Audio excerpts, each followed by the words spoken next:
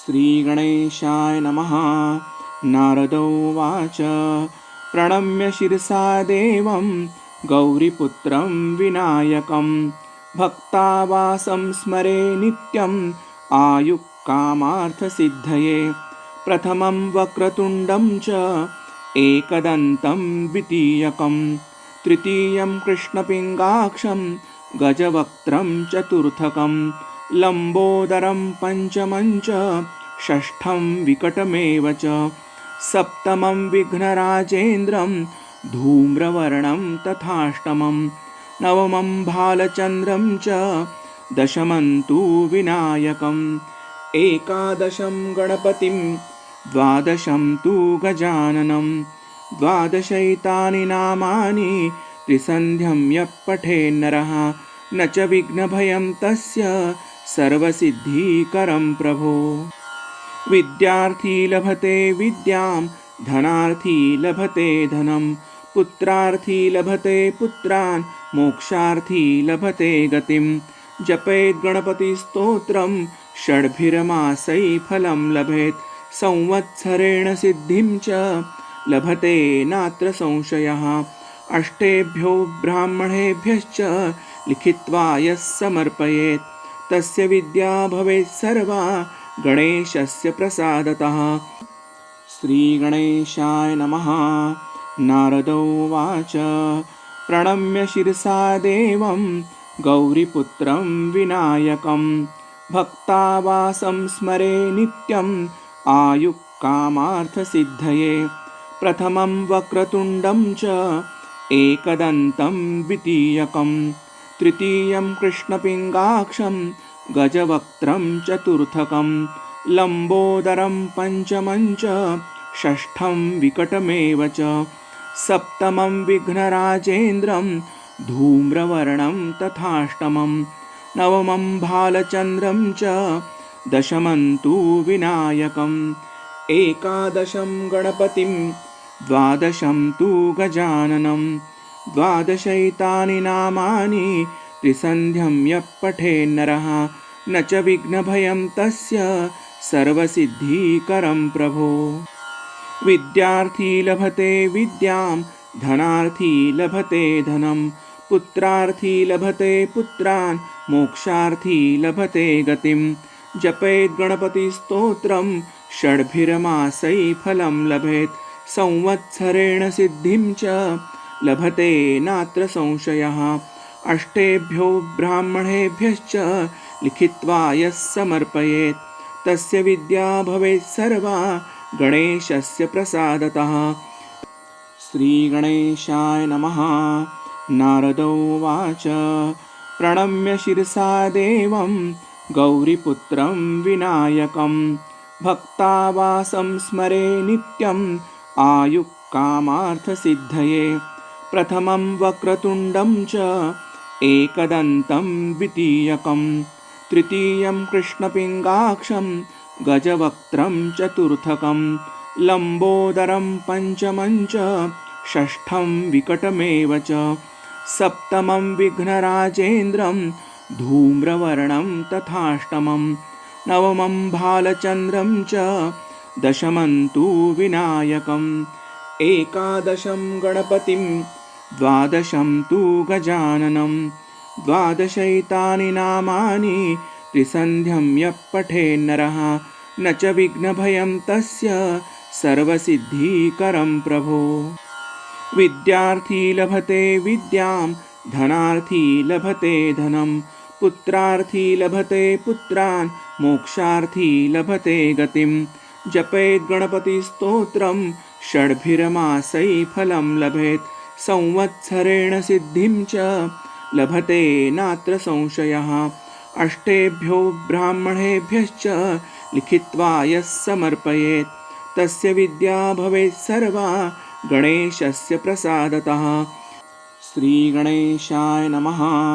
नारदोवाच प्रणम्य शिरसा देवं गौरीपुत्रं विनायकं भक्तावासं स्मरे नित्यम् आयुक्कामार्थसिद्धये। प्रथमं वक्रतुण्डं च एकदन्तं द्वितीयकं तृतीयं कृष्णपिङ्गाक्षं गजवक्त्रं चतुर्थकं लम्बोदरं पञ्चमं च षष्ठं विकटमेव च सप्तमं विघ्नराजेन्द्रं धूम्रवर्णं तथाष्टमं नवमं भालचन्द्रं च दशमं तु विनायकम् एकादशं गणपतिं द्वादशं तु गजाननं द्वादशैतानि नामानि त्रिसन्ध्यं यः पठेन्नरः न च विघ्नभयं तस्य सर्वसिद्धिकरं प्रभो।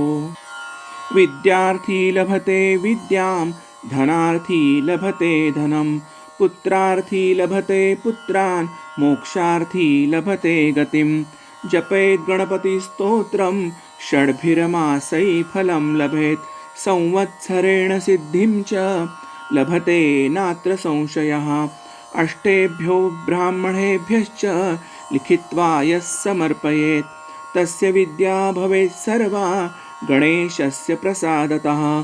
श्रीगणेशाय नमः। नारदोवाच प्रणम्य शिरसा देवं गौरीपुत्रं विनायकं भक्तावासं स्मरे नित्यम् आयुः कामार्थसिद्धये प्रथमं वक्रतुण्डं च एकदन्तं द्वितीयकं तृतीयं कृष्णपिङ्गाक्षं गजवक्त्रं चतुर्थकं लम्बोदरं पञ्चमं च षष्ठं विकटमेव च सप्तमं विघ्नराजेन्द्रं धूम्रवर्णं तथाष्टमं नवमं भालचन्द्रं च दशमं तु विनायकम् एकादशं गणपतिं द्वादशं तु गजाननं द्वादशैतानि नामानि त्रिसन्ध्यं यः पठेन्नरः न च विघ्नभयं तस्य सर्वसिद्धिकरं प्रभो। विद्यार्थी लभते विद्यां धनार्थी लभते धनं पुत्रार्थी लभते पुत्रान् मोक्षार्थी लभते गतिं जपेत् गणपतिस्तोत्रं षड्भिर्मासैः फलं लभेत् संवत्सरेण सिद्धिं च लभते नात्र संशयः अष्टेभ्यो ब्राह्मणेभ्यश्च लिखित्वा यः समर्पयेत् तस्य विद्या भवेत् सर्वा गणेशस्य प्रसादतः। श्रीगणेशाय नमः।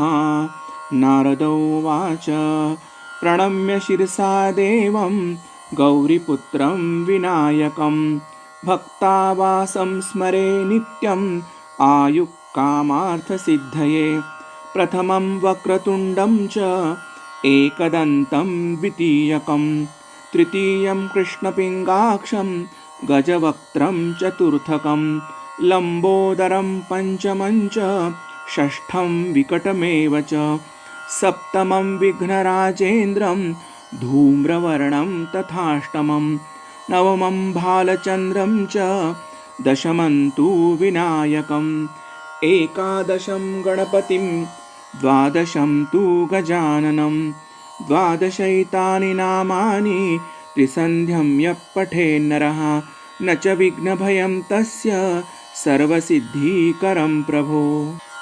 विद्यार्थी लभते विद्यां धनार्थी लभते धनं पुत्रार्थी लभते पुत्रान् मोक्षार्थी लभते गतिं जपेत् गणपतिस्तोत्रं षड्भिर्मासैः फलं लभेत् संवत्सरेण सिद्धिं च लभते नात्र संशयः अष्टेभ्यो ब्राह्मणेभ्यश्च लिखित्वा यः समर्पयेत् तस्य विद्या भवेत् सर्वा गणेशस्य प्रसादतः।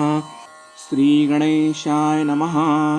नारदोवाच प्रणम्य शिरसा देवं गौरीपुत्रं विनायकं भक्तावासं स्मरे नित्यम् आयुः कामार्थसिद्धये प्रथमं वक्रतुण्डं च एकदन्तं द्वितीयकं तृतीयं कृष्णपिङ्गाक्षं गजवक्त्रं चतुर्थकं लम्बोदरं पञ्चमं च षष्ठं विकटमेव च सप्तमं विघ्नराजेन्द्रं धूम्रवर्णं तथाष्टमं नवमं भालचन्द्रं च दशमं तु विनायकम् एकादशं गणपतिं द्वादशं तु गजाननं द्वादशैतानि नामानि त्रिसन्ध्यं यः पठेन्नरः न च विघ्नभयं तस्य सर्वसिद्धिकरं प्रभो।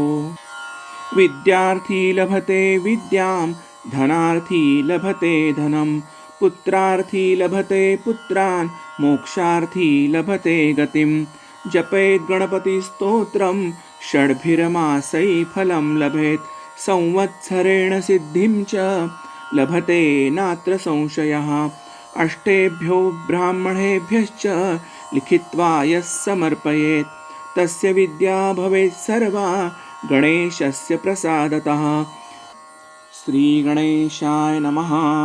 नारदोवाच प्रणम्य शिरसा देवं गौरीपुत्रं विनायकं भक्तावासं स्मरे नित्यम् आयुक्कामार्थसिद्धये प्रथमं वक्रतुण्डं च एकदन्तं द्वितीयकं तृतीयं कृष्णपिङ्गाक्षं गजवक्त्रं चतुर्थकं लम्बोदरं पञ्चमं च षष्ठं विकटमेव च सप्तमं विघ्नराजेन्द्रं धूम्रवर्णं तथाष्टमं नवमं भालचन्द्रं च दशमं तु विनायकम् एकादशं गणपतिं द्वादशं तु गजाननं द्वादशैतानि नामानि त्रिसन्ध्यं यः पठेन्नरः न च विघ्नभयं तस्य सर्वसिद्धिकरं प्रभो।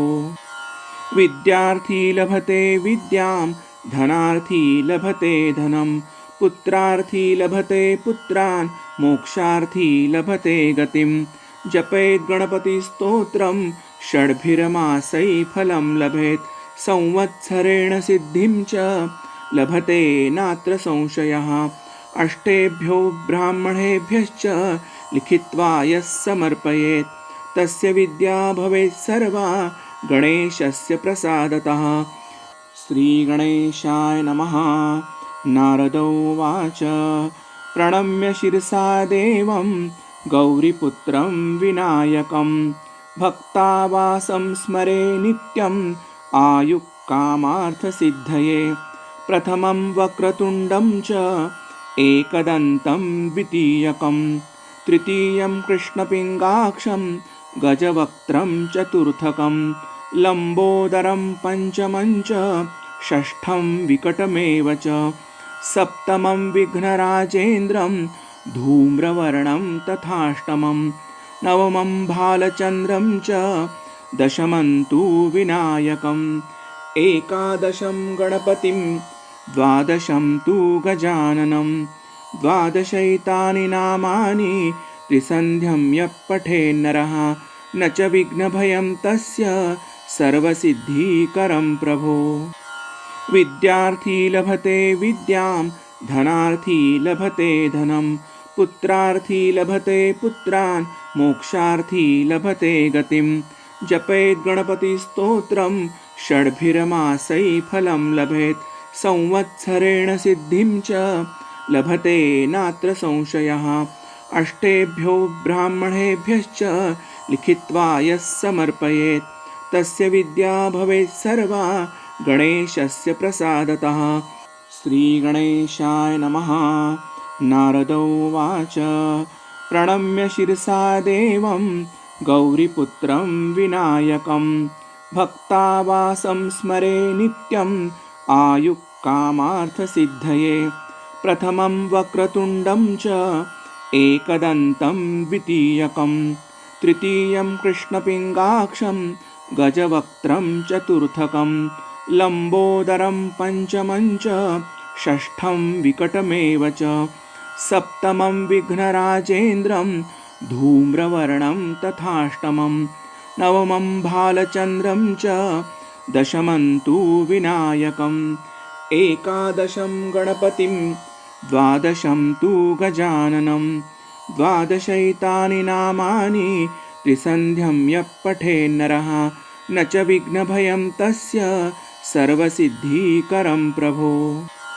विद्यार्थी लभते विद्यां धनार्थी लभते धनं पुत्रार्थी लभते पुत्रान् मोक्षार्थी लभते गतिं जपेत् गणपतिस्तोत्रं षड्भिर्मासै फलं लभेत् संवत्सरेण सिद्धिं च लभते नात्र संशयः अष्टेभ्यो ब्राह्मणेभ्यश्च लिखित्वा यः समर्पयेत् तस्य विद्या भवेत् सर्वा गणेशस्य प्रसादतः।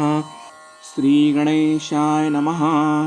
नारदोवाच प्रणम्य शिरसा देवं गौरीपुत्रं विनायकं भक्तावासं स्मरे नित्यम् आयुक्कामार्थसिद्धये प्रथमं वक्रतुण्डं च एकदन्तं द्वितीयकं तृतीयं कृष्णपिङ्गाक्षं गजवक्त्रं चतुर्थकं लम्बोदरं पञ्चमं च षष्ठं विकटमेव च सप्तमं विघ्नराजेन्द्रं धूम्रवर्णं तथाष्टमं नवमं भालचन्द्रं च दशमं तु विनायकम् एकादशं गणपतिं द्वादशं तु गजाननं द्वादशैतानि नामानि त्रिसन्ध्यं यः पठेन्नरः न च विघ्नभयं तस्य सर्वसिद्धिकरं प्रभो।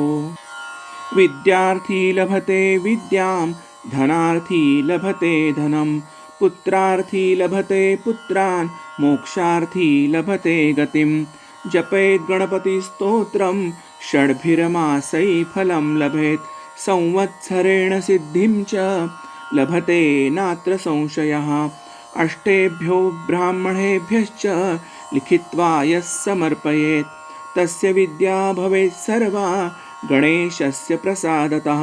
श्रीगणेशाय नमः।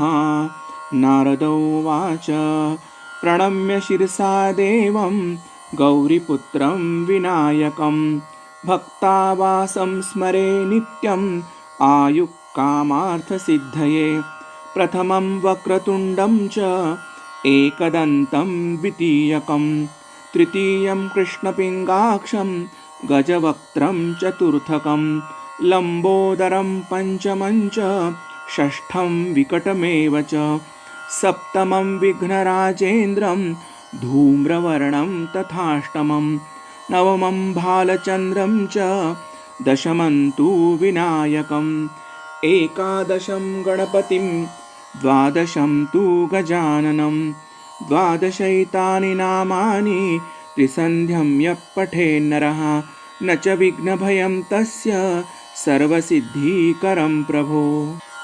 विद्यार्थी लभते विद्यां धनार्थी लभते धनं पुत्रार्थी लभते पुत्रान् मोक्षार्थी लभते गतिं जपेत् गणपतिस्तोत्रं षड्भिर्मासै फलं लभेत् संवत्सरेण सिद्धिं च लभते नात्र संशयः अष्टेभ्यो ब्राह्मणेभ्यश्च लिखित्वा यः समर्पयेत् तस्य विद्या भवेत् सर्वा गणेशस्य प्रसादतः। श्रीगणेशाय नमः। नारदोवाच प्रणम्य शिरसा देवं गौरीपुत्रं विनायकं भक्तावासं स्मरे नित्यम् आयुक्कामार्थसिद्धये प्रथमं वक्रतुण्डं च एकदन्तं द्वितीयकं तृतीयं कृष्णपिङ्गाक्षं गजवक्त्रं चतुर्थकं लम्बोदरं पञ्चमं च षष्ठं विकटमेव च सप्तमं विघ्नराजेन्द्रं धूम्रवर्णं तथाष्टमं नवमं भालचन्द्रं च दशमं तु विनायकम् एकादशं गणपतिं द्वादशं तु गजाननं द्वादशैतानि नामानि त्रिसन्ध्यं यः पठेन्नरः न च विघ्नभयं तस्य सर्वसिद्धिकरं प्रभो। विद्यार्थी लभते विद्यां धनार्थी लभते धनं पुत्रार्थी लभते पुत्रान् मोक्षार्थी लभते गतिं जपेत् गणपतिस्तोत्रं षड्भिर्मासै फलं लभेत् संवत्सरेण सिद्धिं च लभते नात्र संशयः अष्टेभ्यो ब्राह्मणेभ्यश्च लिखित्वा यः समर्पयेत् तस्य विद्या भवेत् सर्वा गणेशस्य प्रसादतः। श्रीगणेशाय नमः। नारदोवाच प्रणम्य शिरसा देवं गौरीपुत्रं विनायकं भक्तावासं स्मरे नित्यम् आयुक्कामार्थसिद्धये। प्रथमं वक्रतुण्डं च एकदन्तं द्वितीयकं तृतीयं कृष्णपिङ्गाक्षं गजवक्त्रं चतुर्थकं लम्बोदरं पञ्चमं च षष्ठं विकटमेव च सप्तमं विघ्नराजेन्द्रं धूम्रवर्णं तथाष्टमं नवमं भालचन्द्रं च दशमं तु विनायकम् एकादशं गणपतिं द्वादशं तु गजाननं द्वादशैतानि नामानि त्रिसन्ध्यं यः पठेन्नरः न च विघ्नभयं तस्य सर्वसिद्धिकरं प्रभो। विद्यार्थी लभते विद्यां धनार्थी लभते धनं पुत्रार्थी लभते पुत्रान् मोक्षार्थी लभते गतिं जपेत् गणपतिस्तोत्रं षड्भिर्मासै फलं लभेत् संवत्सरेण सिद्धिं च लभते नात्र संशयः। अष्टेभ्यो ब्राह्मणेभ्यश्च लिखित्वा यः समर्पयेत् तस्य विद्या भवेत् सर्वा गणेशस्य प्रसादतः। श्रीगणेशाय नमः।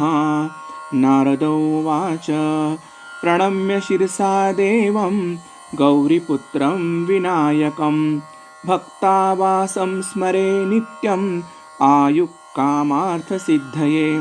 प्रथमं वक्रतुण्डं च एकदन्तं द्वितीयकं तृतीयं कृष्णपिङ्गाक्षं गजवक्त्रं चतुर्थकं लम्बोदरं पञ्चमं च षष्ठं विकटमेव च सप्तमं विघ्नराजेन्द्रं धूम्रवर्णं तथाष्टमं नवमं भालचन्द्रं च दशमं तु विनायकम् एकादशं गणपतिं द्वादशं तु गजाननं द्वादशैतानि नामानि त्रिसन्ध्यं यः पठेन्नरः न च विघ्नभयं तस्य सर्वसिद्धिकरं प्रभो। विद्यार्थी लभते विद्यां धनार्थी लभते धनं पुत्रार्थी लभते पुत्रान् मोक्षार्थी लभते गतिं जपेत् गणपतिस्तोत्रं षड्भिर्मासै फलं लभेत् संवत्सरेण सिद्धिं च लभते नात्र संशयः।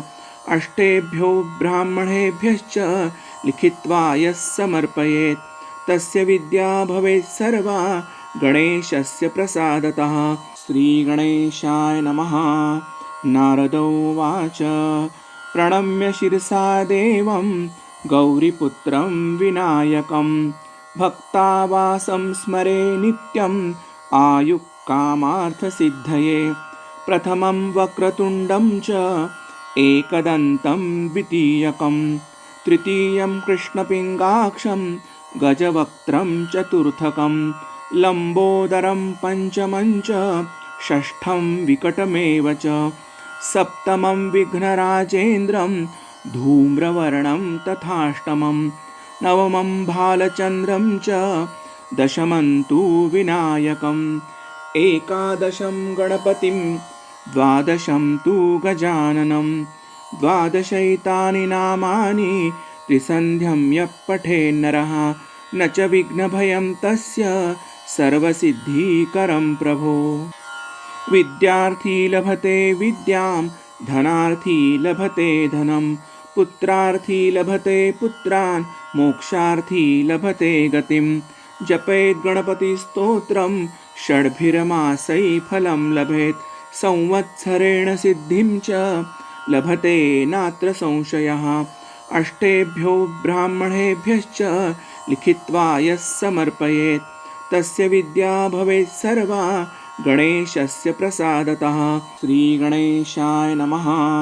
नारदोवाच प्रणम्य शिरसा देवं गौरीपुत्रं विनायकं भक्तावासं स्मरे नित्यम् आयुक्कामार्थसिद्धये। प्रथमं वक्रतुण्डं च एकदन्तं द्वितीयकं तृतीयं कृष्णपिङ्गाक्षं गजवक्त्रं चतुर्थकं लम्बोदरं पञ्चमं च षष्ठं विकटमेव च सप्तमं विघ्नराजेन्द्रं धूम्रवर्णं तथाष्टमं नवमं भालचन्द्रं च दशमं तु विनायकम् एकादशं गणपतिं द्वादशं तु गजाननं द्वादशैतानि नामानि त्रिसन्ध्यं यः पठेन्नरः न च विघ्नभयं तस्य सर्वसिद्धिकरं प्रभो।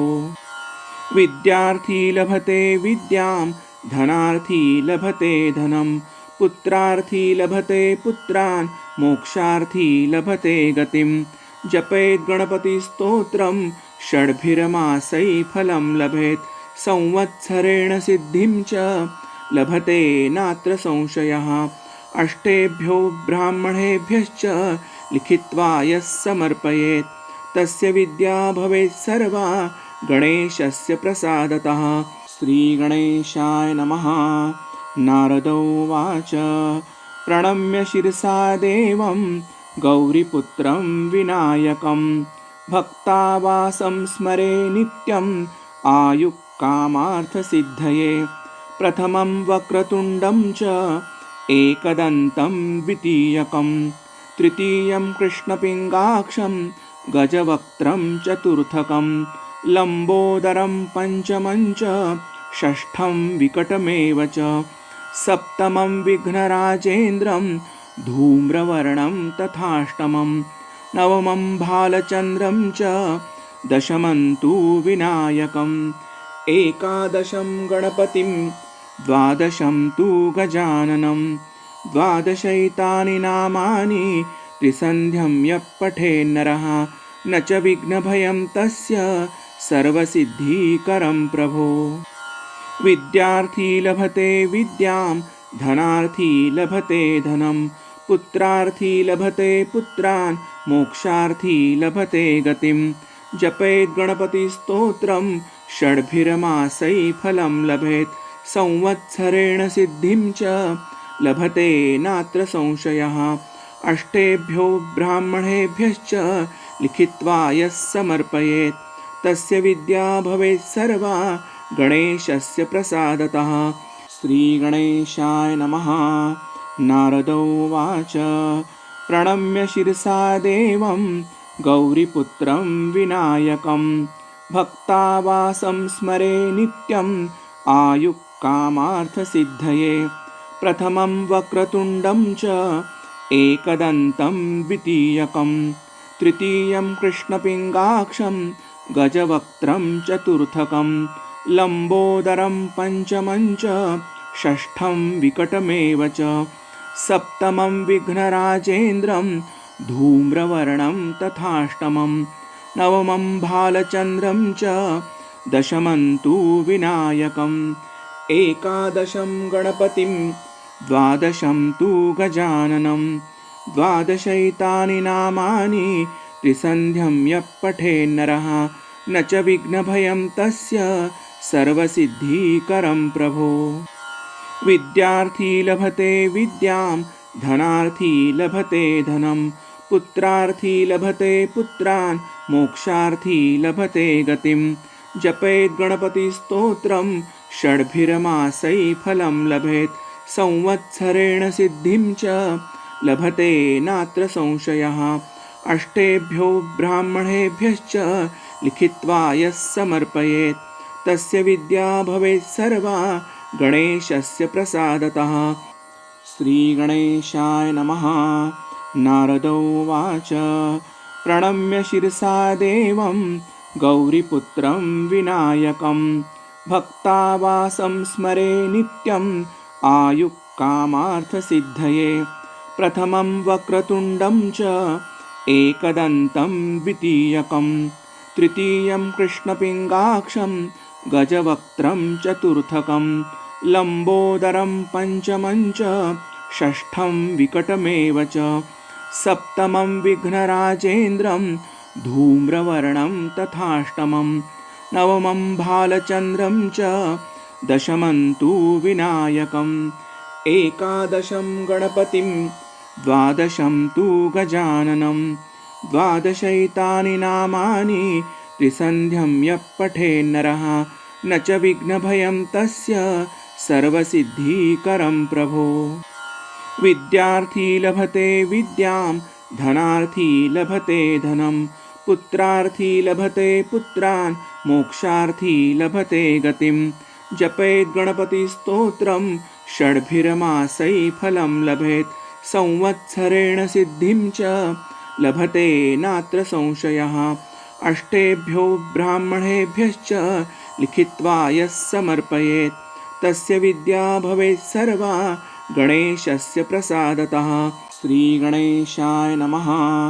नारदोवाच प्रणम्य शिरसा देवं गौरीपुत्रं विनायकं भक्तावासं स्मरे नित्यम् आयुक्कामार्थसिद्धये प्रथमं वक्रतुण्डं च एकदन्तं द्वितीयकं तृतीयं कृष्णपिङ्गाक्षं गजवक्त्रं चतुर्थकं लम्बोदरं पञ्चमं च षष्ठं विकटमेव च सप्तमं विघ्नराजेन्द्रं धूम्रवर्णं तथाष्टमं नवमं भालचन्द्रं च दशमं तु विनायकम् एकादशं गणपतिं द्वादशं तु गजाननं द्वादशैतानि नामानि त्रिसन्ध्यं यः पठेन्नरः न च विघ्नभयं तस्य सर्वसिद्धिकरं प्रभो।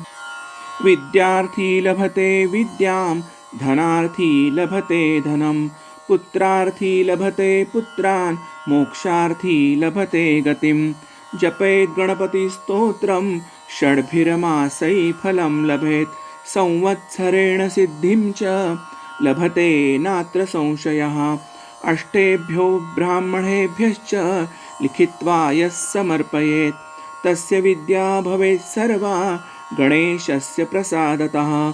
इति श्री नारदपुराणे संकटनाशननां गणपतिस्तोत्रसम्पूर्णम्।